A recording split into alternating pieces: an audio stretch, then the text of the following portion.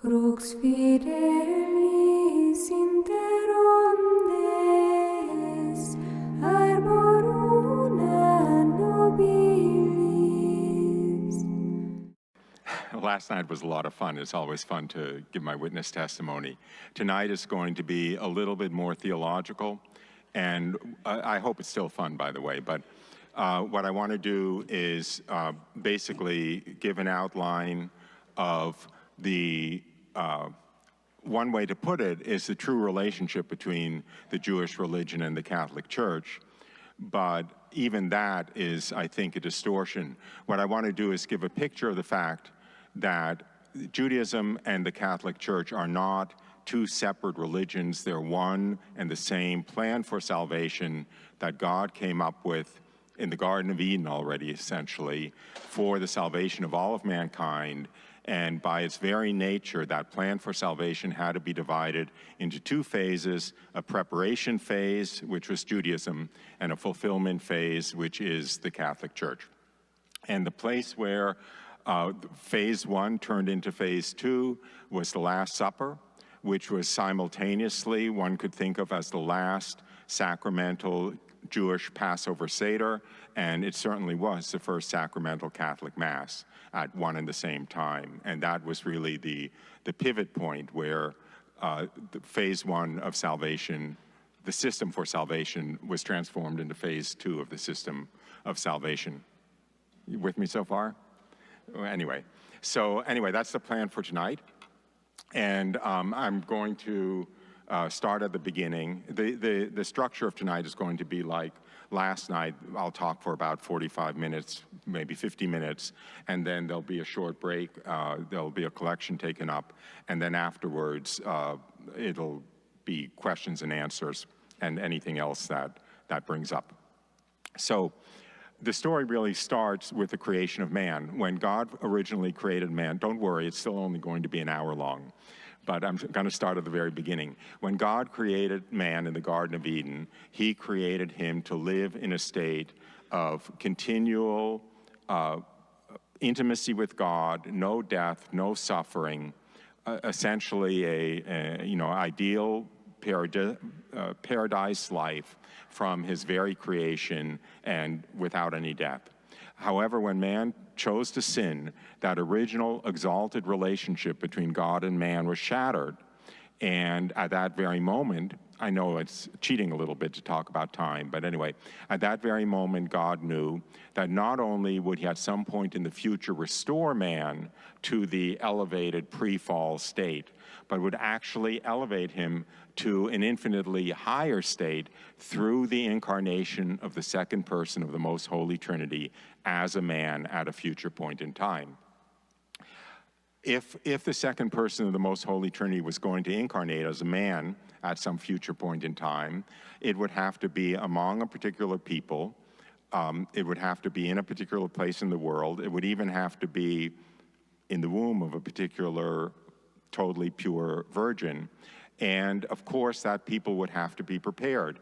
They would have to be separated out from all of the other people on the face of the earth and given a tremendous amount of divine revelation over several thousand years in order to, first of all, know about the one true uncreated creator God, to know about the creation of man, to know about the fall of man, to know about the seriousness of sin, to know about the need for redemption, and to be given enough revelation to be able to identify the Redeemer when he came, and enough theological understanding to understand what was happening and to be able to propagate the new relationship between God and man throughout the world, right?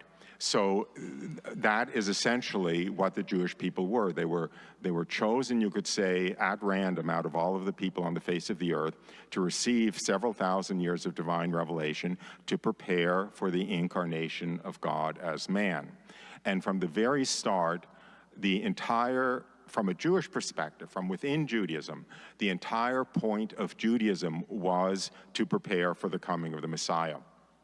If you were here last night, you knew I grew up Jewish. There is absolutely no question that the focal point of Judaism, the entire purpose of Judaism from a perspective of a Jew, is to bring about the coming of the Messiah. let me think. Okay, so help me. Where do I go here? Okay, so then we can say, if that was the purpose of Jews and Judaism, what a shame that they missed the boat when the Messiah came and they didn't recognize him. And okay, I'll back up just one step. So the first question is, why did God divide salvation history into two phases, a preparation phase of Judaism and a fulfillment phase of the Catholic Church? And I think I kind of outlined that very briefly, why, by definition, if there was going to be an incarnation of God as man, it would have to be among a particular people who were particularly prepared. And that's what the Jewish people were, with the intention always for that gift of God to mankind, of the incarnation of the Son of God as a man, not to be a specific gift to the Jewish people. The whole point was for it to bring about redemption to all of mankind. The Jewish people were just a vehicle to enable the incarnation to take place. So the first mystery is kind of, why was salvation history divided into two phases? And I think it's kind of obvious from just that couple of minutes. Now, the second mystery is why didn't the Jews recognize Christ when he came? And why do the Jews still exist? And is there still any purpose for the Jews, essentially, between the first and second coming of Christ? That mystery I'm going to explore later this evening. And the answer to that mystery is very beautifully explained in Romans 11. And I will spend probably about at least 10 or 15 minutes going through that second great mystery, which is what is the purpose and meaningfulness of the continued existence of Judaism between the first and second coming. I'll cut to the chase a little bit. We know from the Catechism of the Catholic Church, paragraph 674 says, quote, "The glorious Messiah's coming is suspended at every moment of history until his recognition by all Israel. The second coming can't happen until there's a widespread conversion of the Jews." Now, why is that the case? Well, that's part of that second mystery, which I'm going to address. And then the third mystery that I want to kind of shed some light on tonight is, okay, why was the Last Supper Passover Seder? Why did Jesus have to be crucified on Passover? What is the connection there? I'm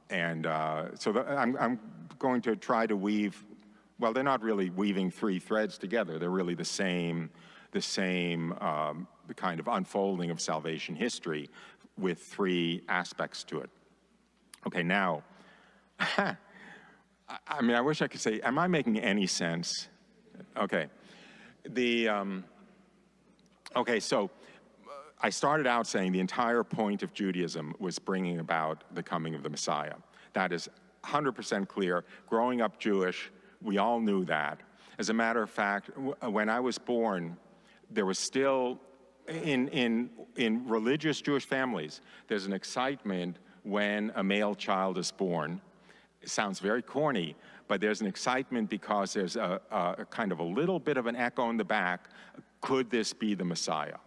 So there's this anticipation. Unfortunately, it gives a little bit of a short shrift to the women who are born, the girls who are born. And in fact, okay, this is a little bit personal, but my grandfather had 3 children that were all girls. So none of them could be the Messiah, so it's like, there's no point to this. And I was the first male offspring of his because I was the first male grandchild. And so he was tremendously excited because there's this excitement like, is this the time of the Messiah? There is a creed in Judaism, the 13 principles, which basically, it's like dogma. If you don't accept the 13 principles, then you don't qualify as a member in good standing of the Jewish people. And one of them is, I fervently expect the coming of the Messiah any day now. I don't have it word for word, but it's this anticipation of the Messiah. So where did this what was the very beginning of Judaism? The very beginning of Judaism was when Abraham was willing to sacrifice his son Isaac on Mount Moriah. At the time, and we heard some of these readings in the last couple of days, Abraham wasn't even called Abraham, right? His name was Abram, and he was only called Abraham. His name was changed by God when he was promised to be the father of a great nation. Why was he promised to be the father of a great nation? Was because he was willing to sacrifice his son Isaac to God on Mount Moriah. So that's where I'm going to start the kind of the body of this talk, you could say. So let me read that passage from Genesis, and this is two things. This is the beginning of the Jewish people, and it's the beginning of the promise to send the Messiah, to send the Redeemer of all of mankind through the seed of Abraham. And it's also the beginning of the sacrifice of the Lamb of God, and we all know that Jesus was the true Lamb of God, so that's why I'm going back to this point in time. So this is the beginning of God's relationship with the Jewish people. Okay. This is Genesis 22. After these things, God tested Abraham and said to him, Abraham. And Abraham replied, Here I am. God said, Take your son, your only son Isaac, whom you love, and go to the land of Moriah and offer him there as a burnt offering upon one of the mountains of which I shall tell you. So Abraham rose early in the morning, took his son Isaac, went to the place God had told him. Abraham took the wood of the burnt offering, laid it on the shoulders of Isaac his son, and took in his hand the fire and the knife, and they both of them went together up the mountain.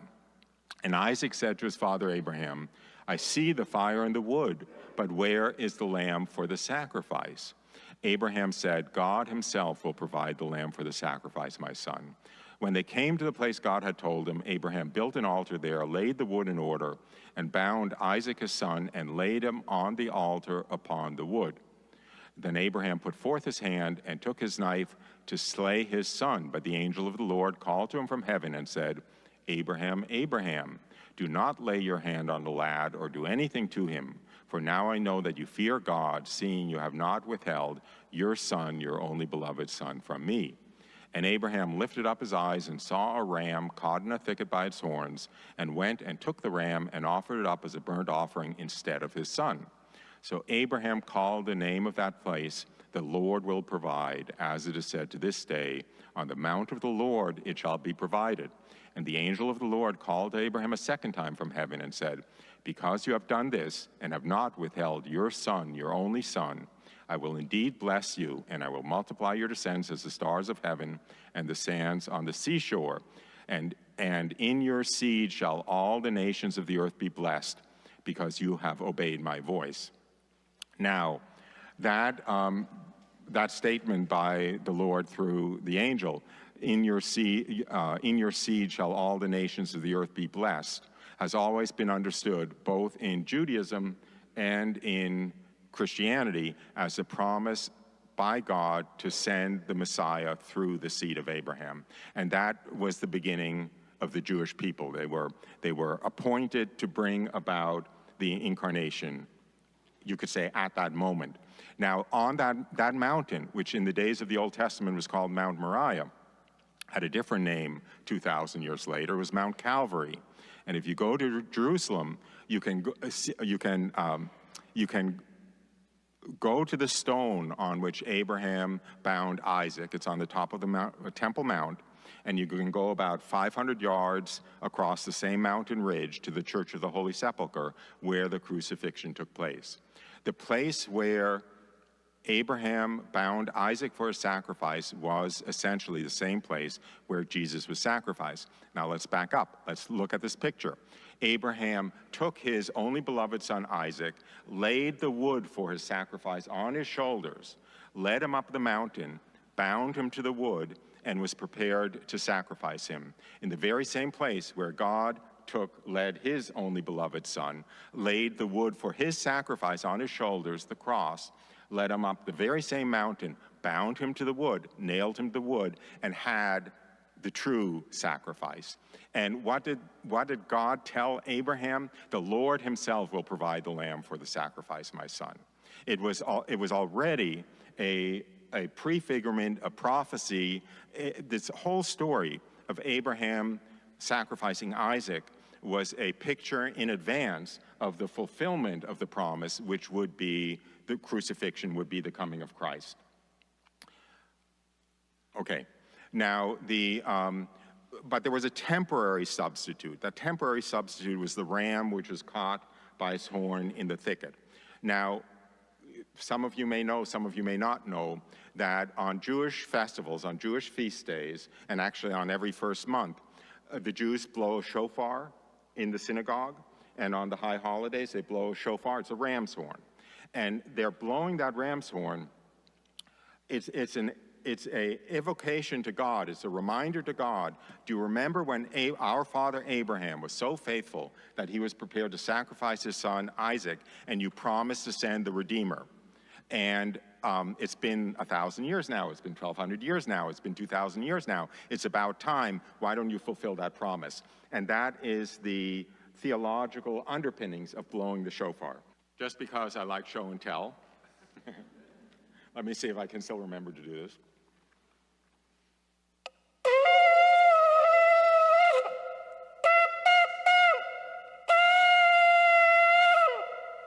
That's done.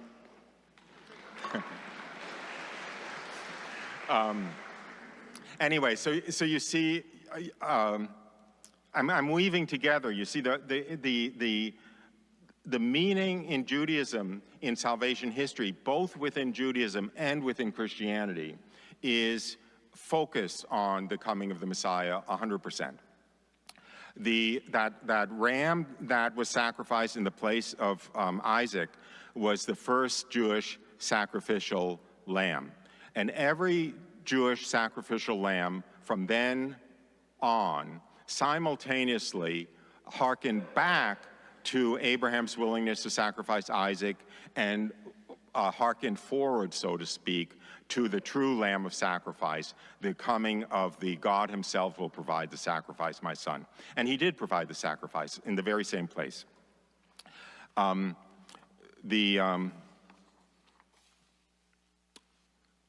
Okay, now, I was a little bit sloppy, and there's a good reason for that, because I'm trying to not make it confusing. But at the time of Abraham, people call Abraham the first Jew or whatever. They call the people who were in slavery in Egypt Jews, but they actually weren't Jews yet. They were Israelites. The word Israel, Abraham had his son Isaac, and then Isaac had his son Jacob, and Jacob's name was changed to Israel when he wrestled with the angel. And because all of the Jewish people descended from Jacob, who was then named Israel, they became known as the Israelites, because that was the name of the father of the clan, so to speak, the patriarch of the clan. So when they were in slavery in Egypt, they were Israelites, but they weren't really Jews, you could say, because they didn't have a religion yet, okay? Because the religion of Judaism came from after the Exodus from Egypt, when Moses went up Mount Sinai, and God gave him the 10 Commandments and gave him the Torah, which is the first 5 books of the Old Testament.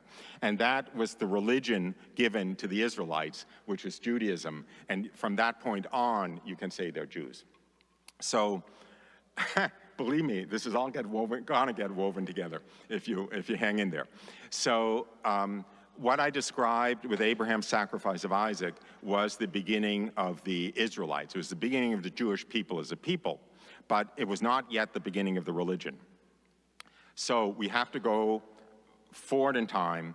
This tremendous family that descended from Israel was in Israel, in fact. It was in the same place in the world where it is now. And there was a famine in Israel, and they ended up moving to Egypt. You can read that story in Genesis. It's a little bit of a long story. But the family of Abraham ended up in Egypt, and then when they grew large and powerful, the Pharaoh was afraid of them being an alien force, and he didn't put them on planes to El Salvador. He put them in slavery instead. Never mind. But anyway, so the Jews were enslaved in Egypt as a potential alien army. Anyway, so they were in slavery in Egypt for about 400 years. And then, you know the story, God raised up Moses to be the redeemer of the Jewish people in Israel. He went to Pharaoh. He tried to get Pharaoh to let the Jews leave. God performed a series of 10 miracles through Moses, and finally with the 10th miracle, which is the slaying of the firstborn, which should remind us all both of Abraham's sacrifice of Isaac and also of Christ, actually. But because of that 10th miracle, Pharaoh allowed the Jews to leave. Then, as soon as the Jews left, he changed his mind and sent the army after them. And then the Jews were trapped at the edge of the Red Sea. The Pharaoh's army was closing in on them. They were going to be slaughtered or taken back into slavery.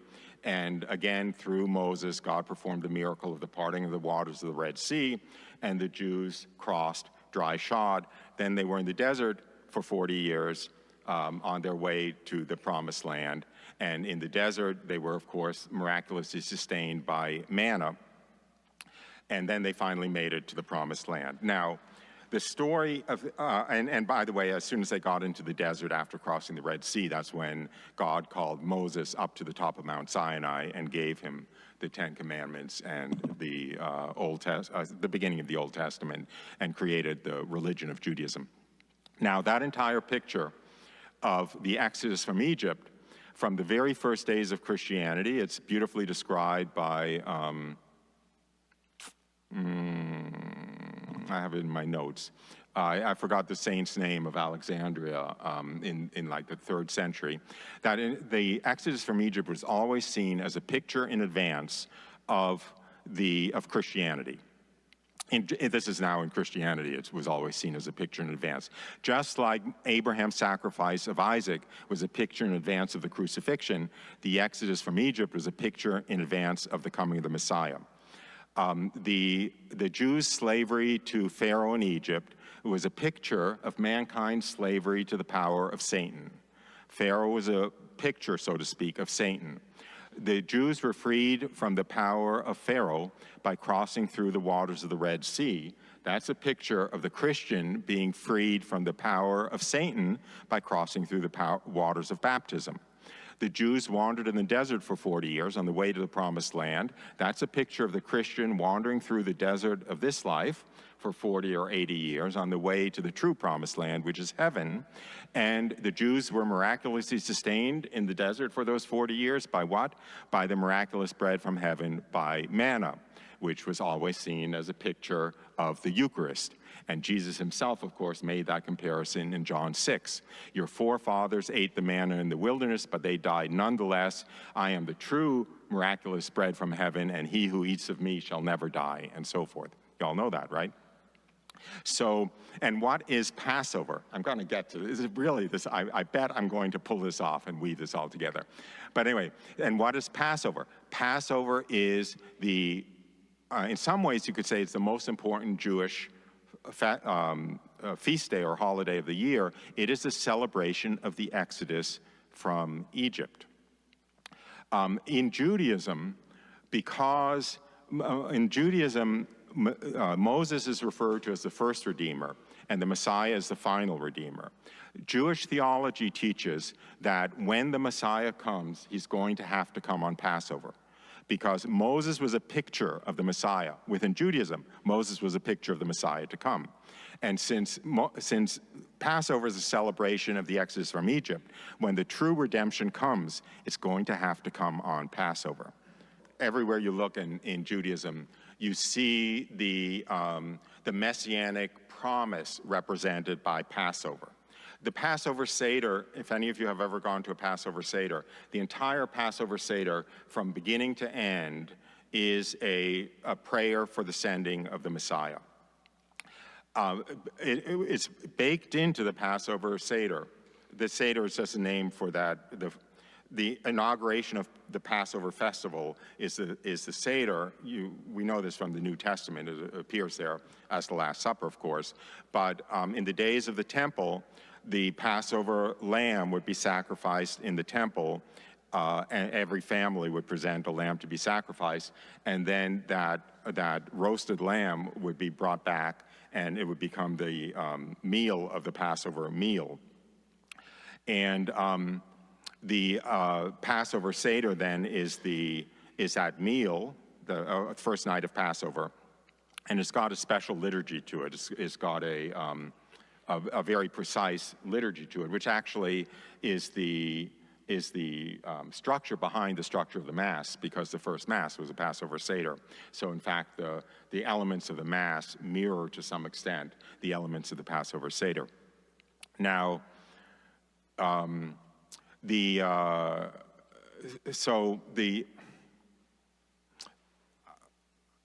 going to skip around because I'm not. Anyway, I'll skip around a little bit. So I'll read some aspects, some laws from Jewish theology, from the Talmud.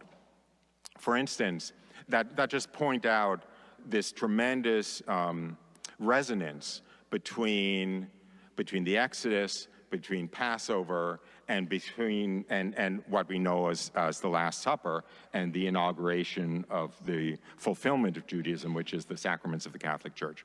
So, for instance, in the Talmud, the rabbis ask the question, what about manna? Will manna resume after the Messiah comes? And I'm going to read you a quote from Midrash Rabbah.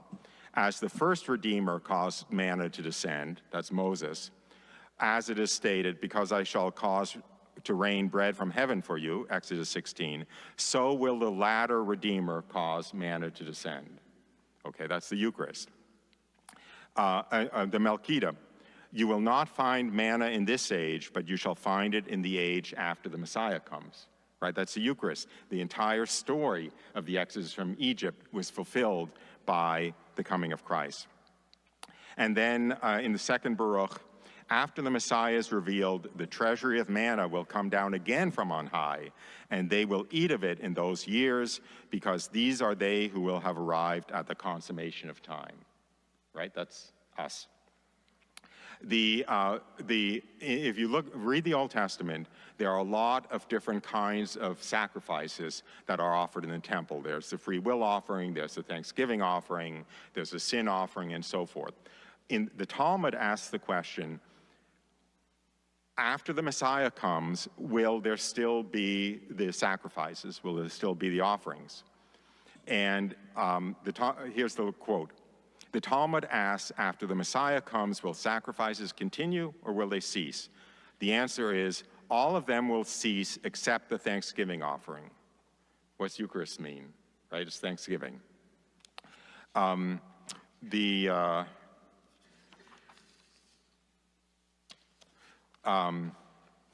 Okay, this is a little bit of a shotgun approach, but it's the best I can do right now.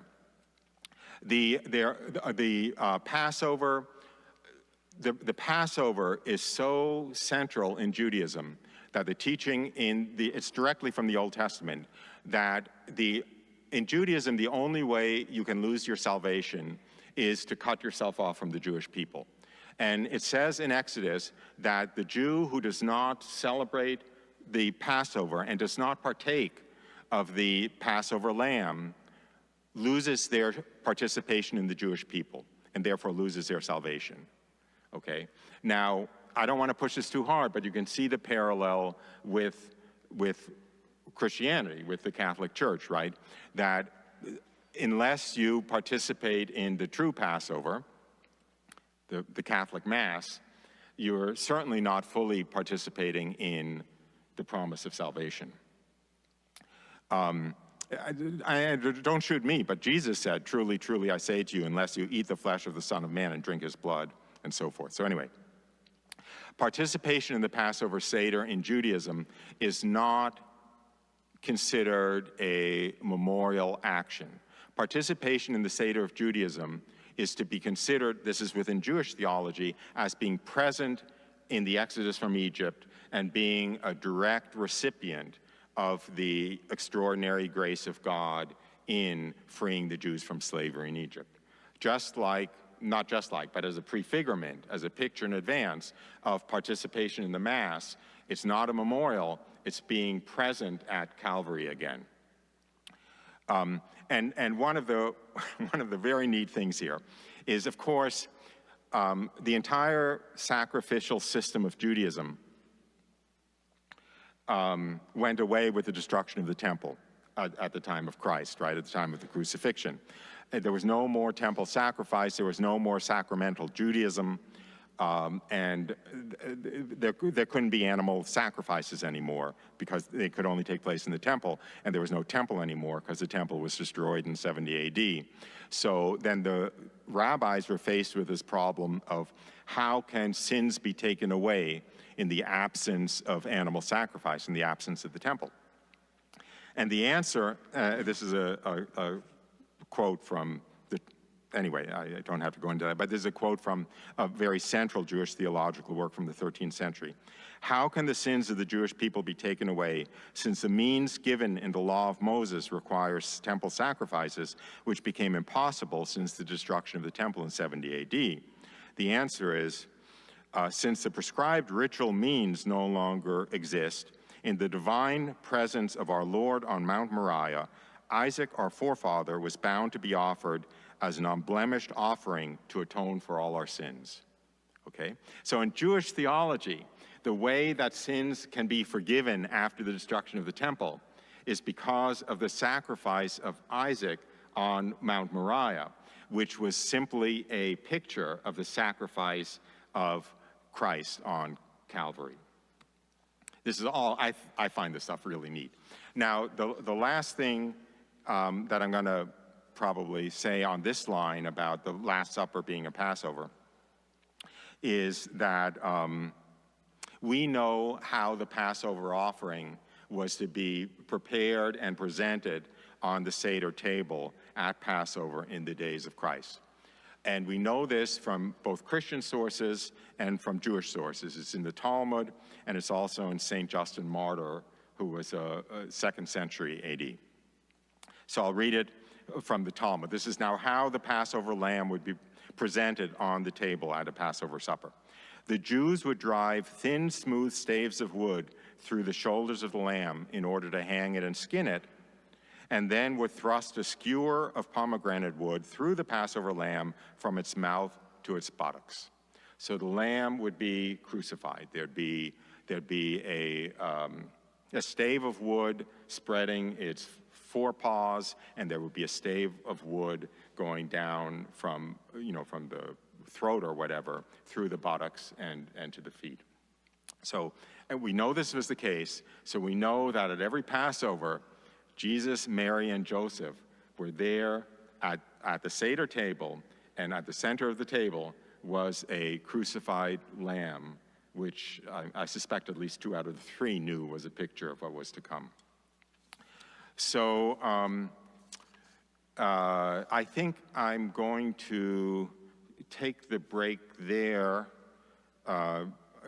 because I don't know how digestible or indigestible this has been.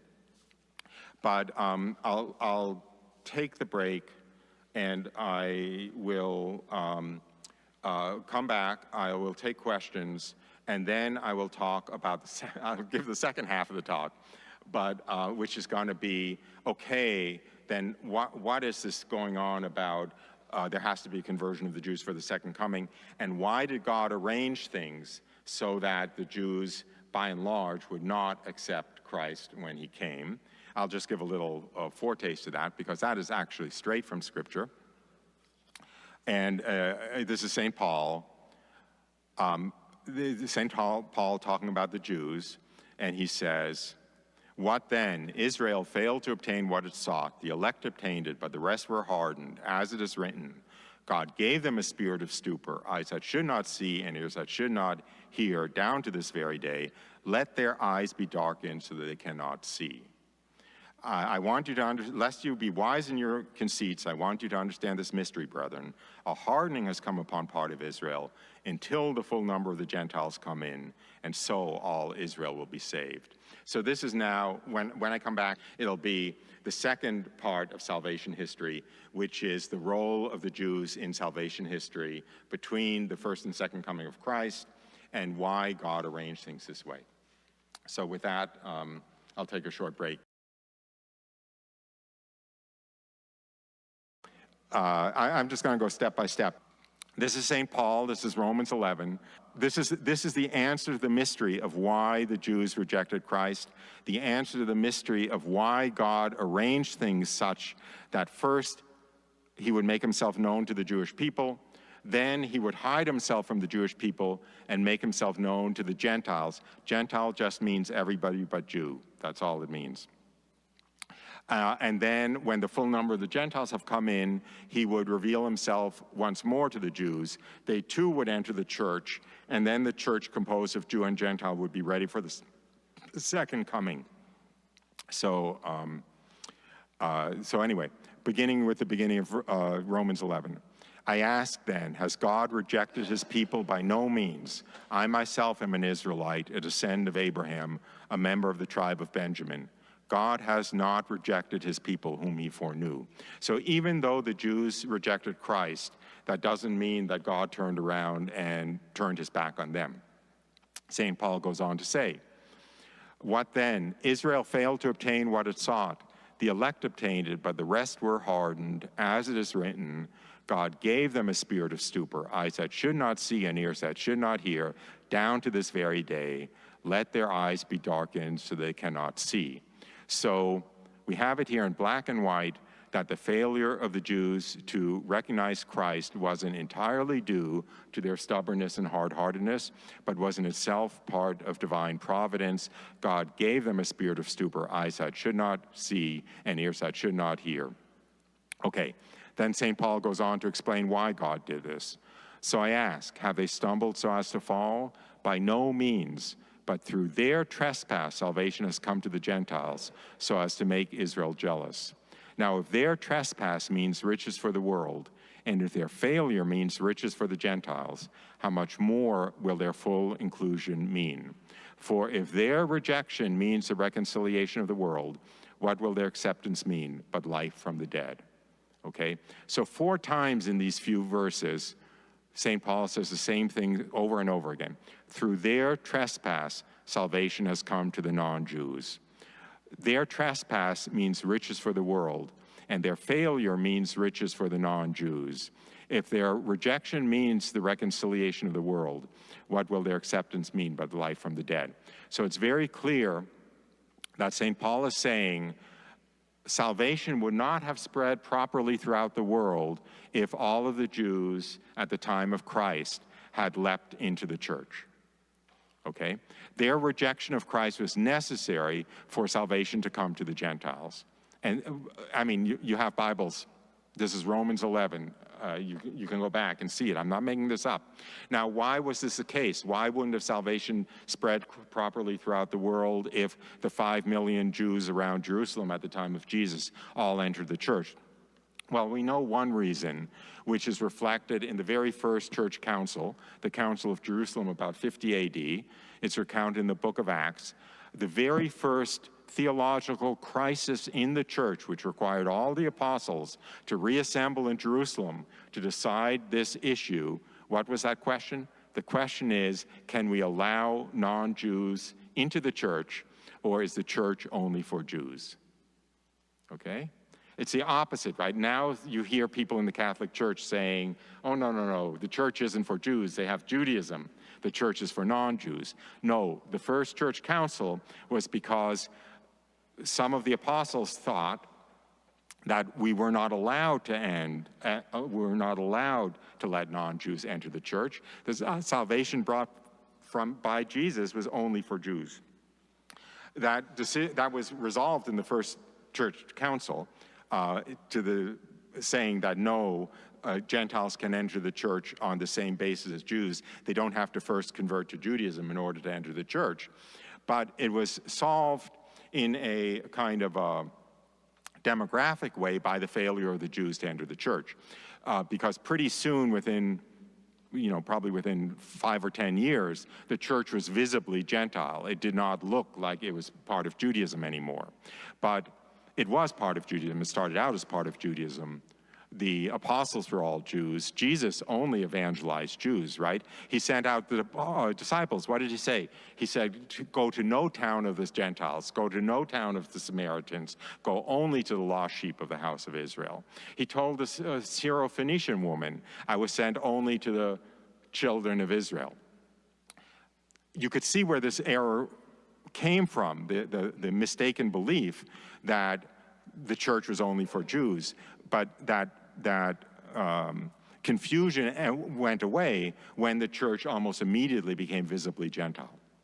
So that's certainly one reason why the rejection of the Jews was necessary for the church to spread properly throughout the world.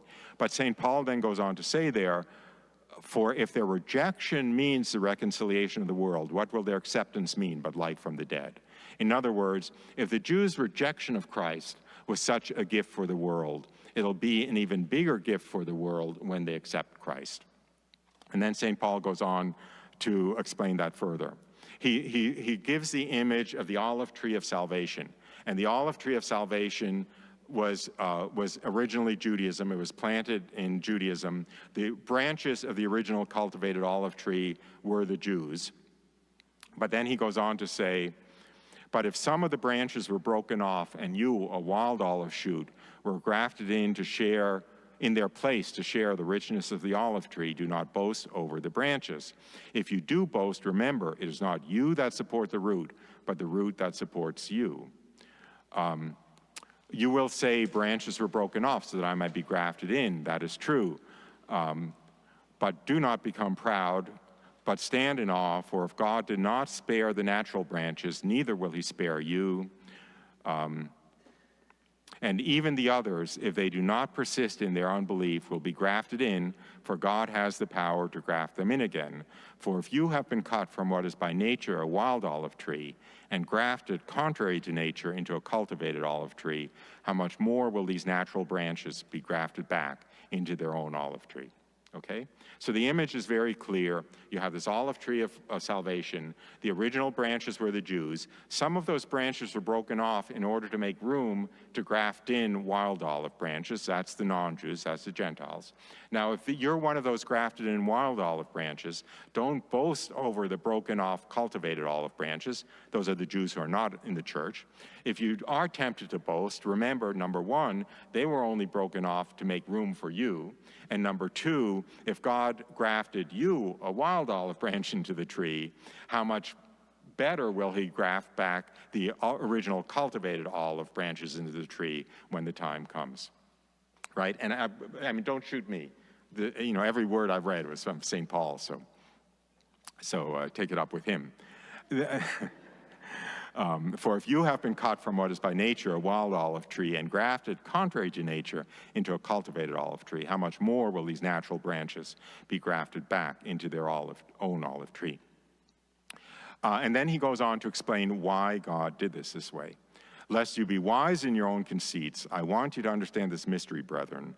A hardening has come upon part of Israel until the full number of the Gentiles come in, and so all Israel will be saved. As regards the gospel, they are enemies of God for your sake. But as regards election, they are beloved for the sake of their forefathers, for the gifts and the call of God are irrevocable. Okay? So, I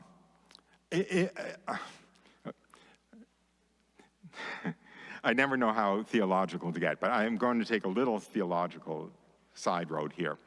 There is a lot of confusion in the world today, in the theological world, both in Catholicism and in Judaism. This whole thing is called the dual covenant theory. The Jews have Judaism. That's their system for salvation that God wanted.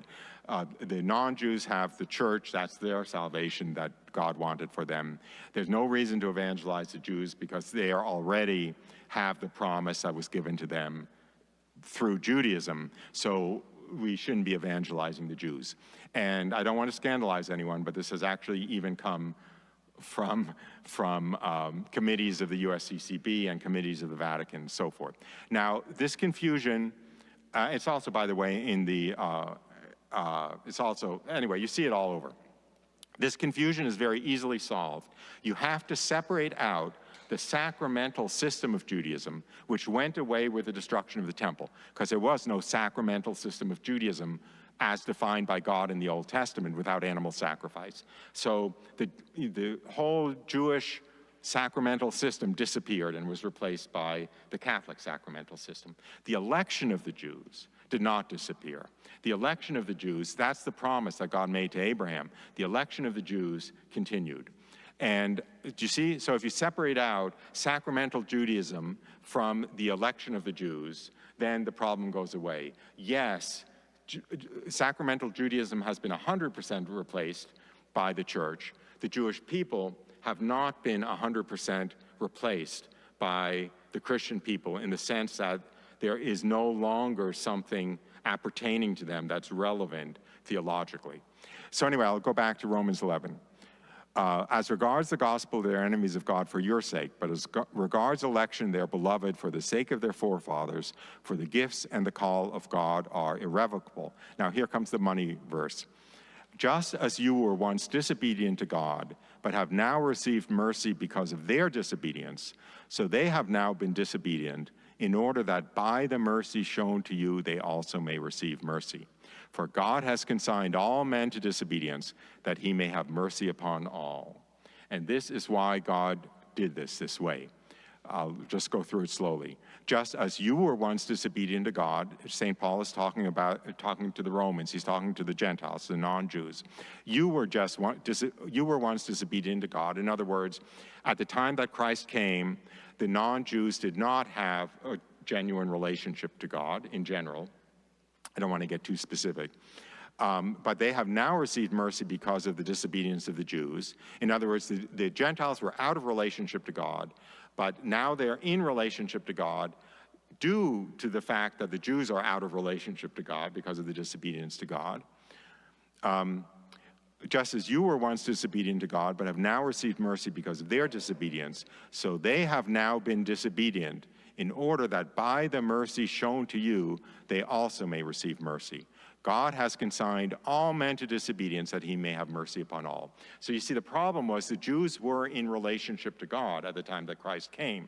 If they immediately flooded into the church, they would not have received it as an unearned, free, sovereign gift of the mercy of God. They would have thought, oh, we earned it, right? We did everything right. This was our reward. God wanted, when salvation came to mankind, for everyone to be aware that it was an undeserved, sovereign gift of the mercy of God. When the Gentiles came into the church, it was completely new to them, the relationship to God. Of course, it was obvious that it was a sovereign gift of the mercy of God. The Jews had to pass through a period of disobedience, which is now, so that when they enter the church, it's obvious to them too that it is a sovereign act of the mercy of God. God consigned all men to disobedience so that he may have mercy upon all. Do you see? It makes perfect, beautiful sense. And then St. Paul just closes. Oh, the depth of the riches and the wisdom and the knowledge of God, how unsearchable are his judgments and how inscrutable his ways.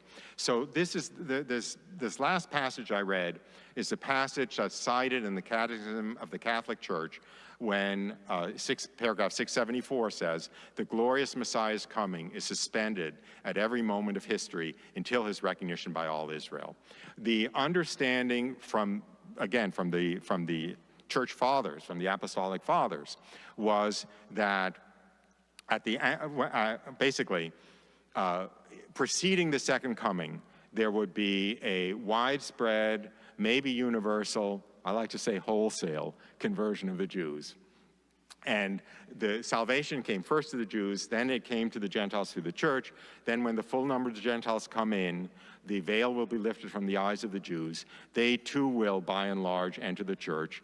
And then the church, composed of Jew and Gentile, the olive tree with the grafted in wild olive branches and the regrafted in cultivated olive branches, will be ready for the second coming, and salvation history will be done. and then we'll be done with all of this, and it'll just be wonderful from then on for all eternity. So thank you very much. Any questions?